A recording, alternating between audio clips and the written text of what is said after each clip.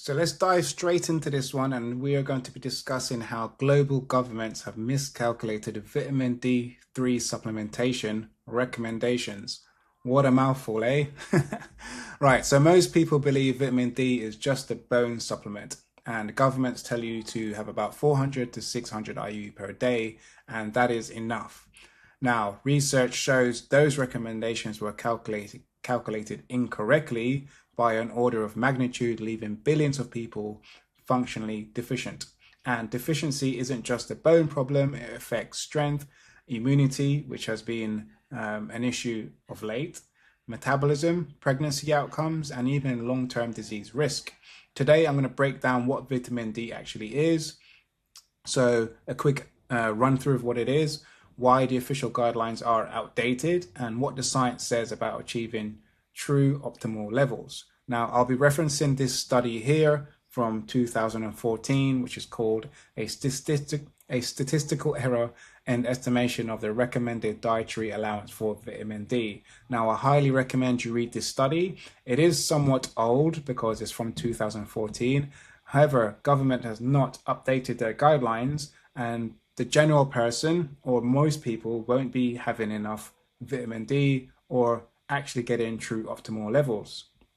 Like I said, it's definitely worth reading. It's kind of a short study because it kind of just goes over the existing data that was used to come up with the recommendations, and it shows that those recommendations are incorrect. And it's a really easy read as well, right? So moving on, vitamin D is not a vitamin, it's a hormone. Vitamin D acts as a prohormone, not a nutrient. And here's how it works.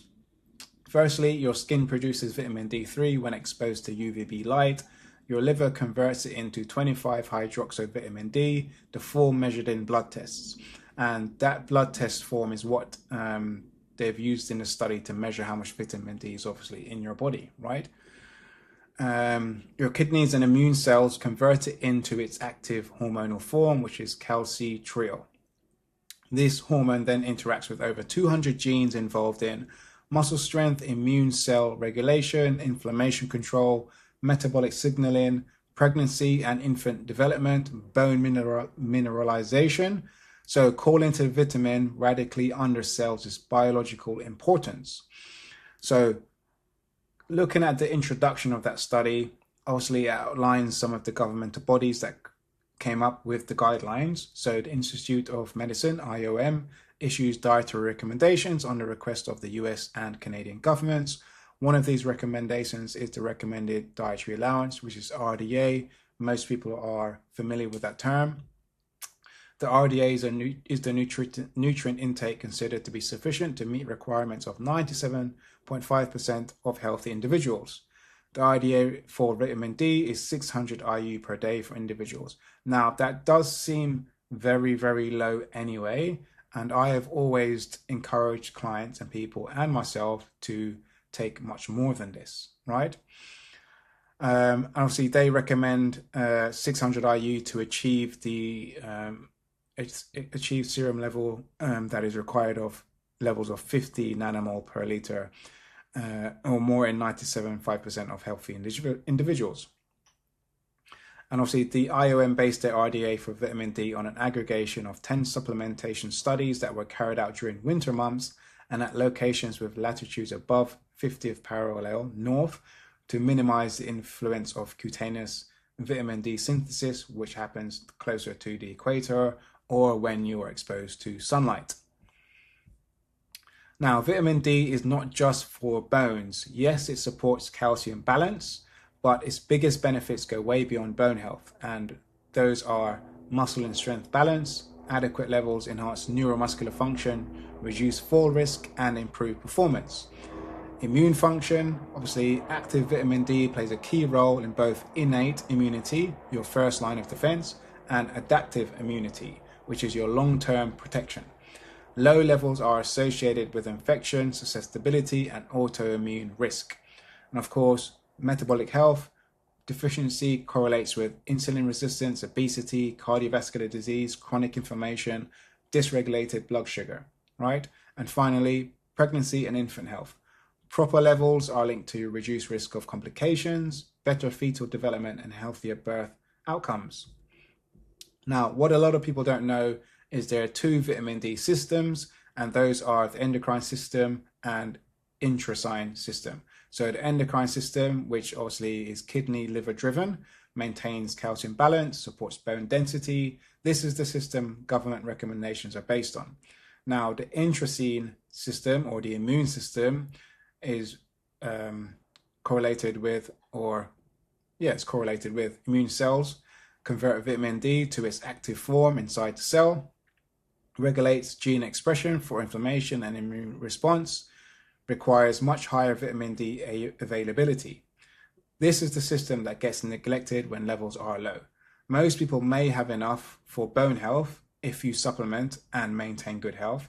Now, if you don't maintain good health, drink lots of alcohol, don't exercise, don't get lots of sunlight, don't eat healthily, have low levels of animal protein, then you're not going to be having enough vitamin D for bone health anyway. So you may need to supplement. And if you're not on top of all those issues, then you're going to have obviously issues orientated around metabolic health, immune function, and muscle strength. Yeah.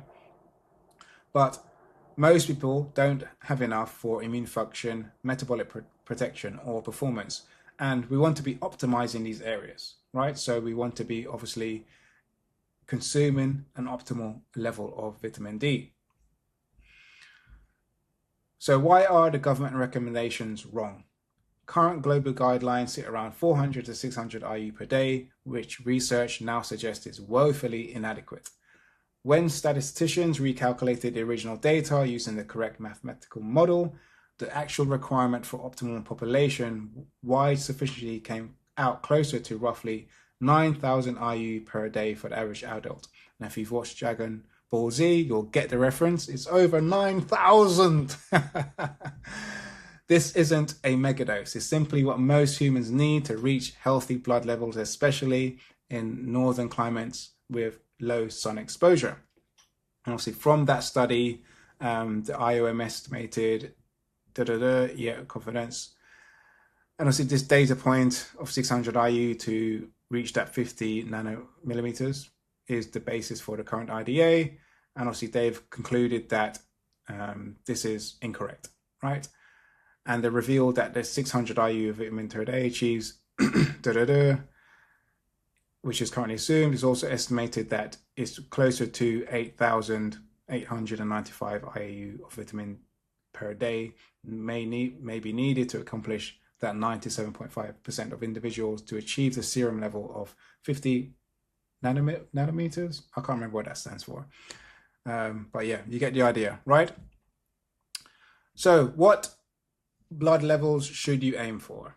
So if you're looking at the bare minimum, not health, just basic survival, 1 to 1,500 IU per day. And obviously that's your blood volume here as well. Basic musculoskeletal support, we're looking at 2,000 IU per day. Help with osteoporosis and inflammatory bone conditions, you're looking at 4,000 IU per day. And then 6,000 to 7,000 IU per day is associated with lower metabolic disease risk, diabetes, obesity, cardiovascular issues. And now where we want to be for optimal performance and that optimal immunity, we want to be roughly 8,000 to 9,000 IU per day. And I wrote plus because obviously if you're heavier, then you would need more, and you may need up towards 15,000 IU per day. Heavier is someone above 90 kg, 95 kg, upwards towards 100 kg and beyond. And obviously if you weigh 110, 120, if you're one of those bigger guys or girls, then you would definitely need upwards of this dose here. So this range is the optimal range for adaptive immunity, innate immunity, autoimmune protection, inflammation regulation, metabolic health optimization, performance and muscle function optimization as well. So I hope this helps and you increase your vitamin D consumption and supplementation. Let me know if this helps, and if you trial it and it improves how you're feeling, give me a message and I'll be saying, great, you applied it. Very good. All right, thanks for watching this somewhat short video for myself. And if you are interested in genuine results, more energy, better performance, and a stronger, more confident physique, this is exactly what I specialize in. So join my high performance movement, send me a message, we can hop on a call and we can figure it out. See you on the next one.